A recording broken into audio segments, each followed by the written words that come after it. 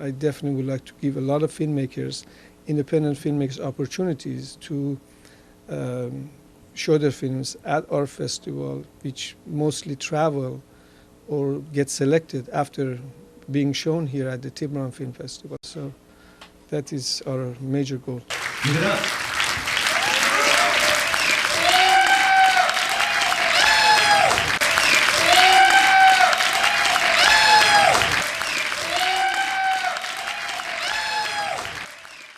Hi, I'm Mel O'Bear, and welcome to the Tiburon International Film Festival's closing night ceremonies here at Sam's Anchor Cafe on Main Street in downtown Tiburon.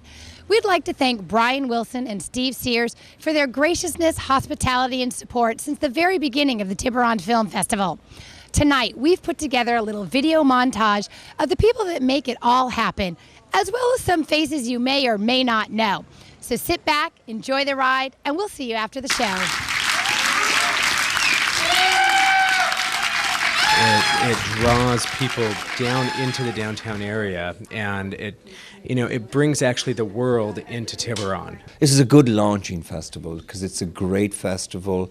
It's got a great community. It's so important. You don't feel isolated.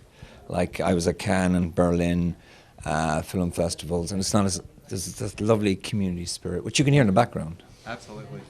And it's a great honour for our film to be selected, and I'd like to thank the Tiburon Film Festival and rock on. Oh, it's just going to be great.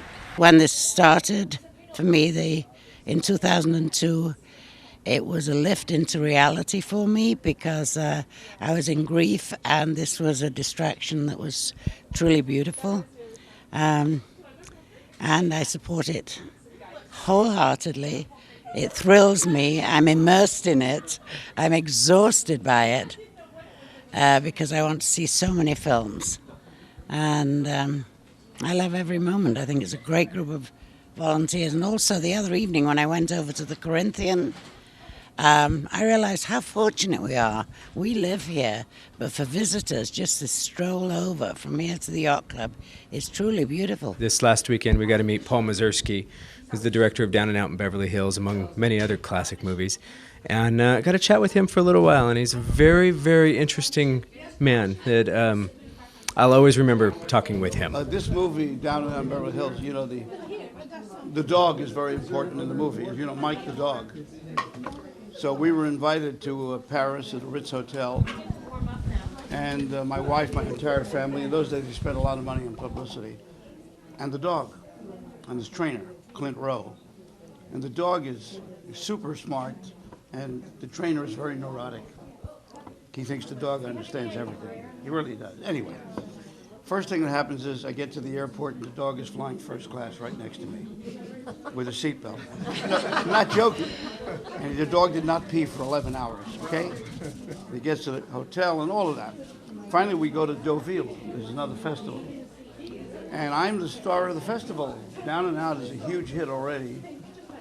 And they take me, my wife and I, up to our room. It's the crappiest room I've ever been in. One of my daughters says, "Dad, you can't stay in this room, complain." So I call down and I say, "You better come up.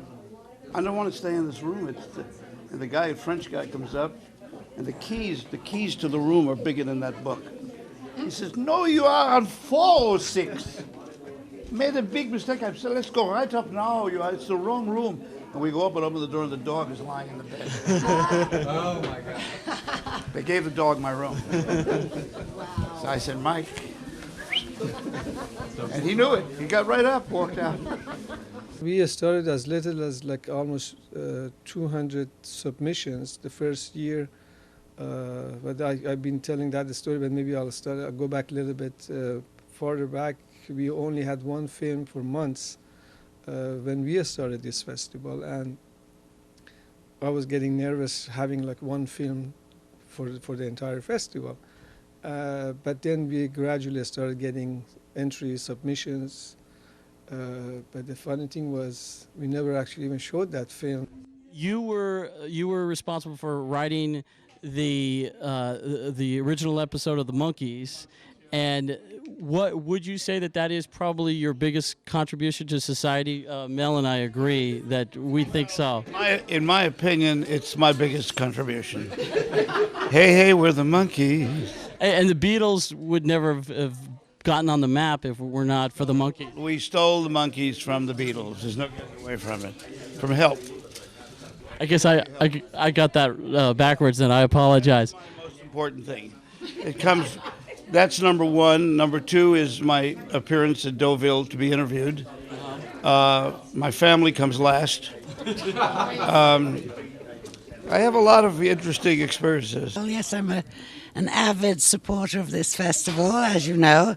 In fact, I'm late right now because I want to see the Indian film. Last night we had a tribute to the most beautiful Iranian lady, Shirin Nazat. But I was amazed that people came from far away even. And so do you live here in Tiburon, or did you come here just for the festival? Come here for the festival. And where are you from? Novato, California. That is a long distance to come. Are you staying at the Tiburon Lodge? No. I come now from New York, just north of Manhattan, but I lived in the Bay Area for 8 years before moving east, so it is kind of a homecoming of sorts. And we are also being watched by a lot of distribution companies, studios, as well as other festivals that either they have contacted us directly so far, or calling or sending email and to ask about the filmmakers, the films and all, and the program that we put together this year. And looks like finally, after all these years, we are being accepted as a major player. I know it's going to be a party, man. It's far out, it's hip, it's groovy, and it's solid. Right on. Appreciate it. From day one, CMAC called me and said, hey, my dad and I are starting this, and do you want to help out? And so, of course, I jumped at the chance to, hop in with an old friend and see what we could get done. I play a burnout hippie from, now. Well, many festivals seem to have much of an industry focus, and this seems to have very much of a community focus. And so, you really get a sense that the people who live around here are getting to enjoy films that they wouldn't otherwise get to see. And that's nice to see, because people in New York have many options, but people here may not have options to see so many of these, particularly short films, that I've only seen in international festivals abroad. So it's nice to see them brought to a local community. This is a lens through which you can really see Middle Eastern films. And this is a different lens than mine, than the one I grew up with, than the one I see every day. So I really trust Saeed. It's a lot of work all year round.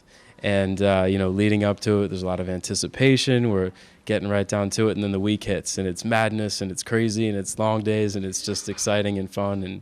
And that's absolutely the best part. This